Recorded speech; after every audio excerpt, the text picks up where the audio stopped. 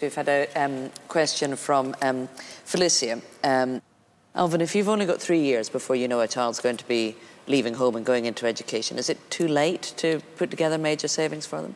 No, it's not too late. I think a critical part of it is to determine the amount that you want to save over that 3 years. You have a set target, you know what you're going toward, you'll know the sacrifices you need to make to reach that goal.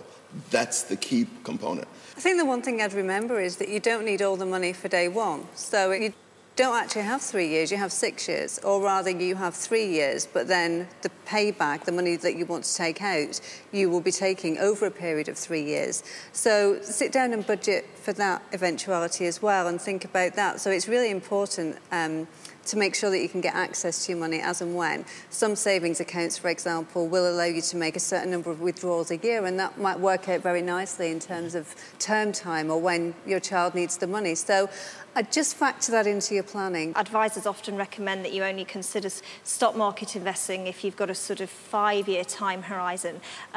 But, you know, it's a case of it's looking for the highest rate of return. It's looking at where you can get the best return on your money and keeping an eye on what rates are available and reviewing it at least once a year and being prepared to move. And just getting into that habit of working out how much you can afford to put away each month and just keep putting it there to maximise and save as much as you can over the next 3 years. So I think there's a couple of critical things that I'd say. One is the usual rules apply in terms of making sure that whatever you put away, it is affordable to your own budget.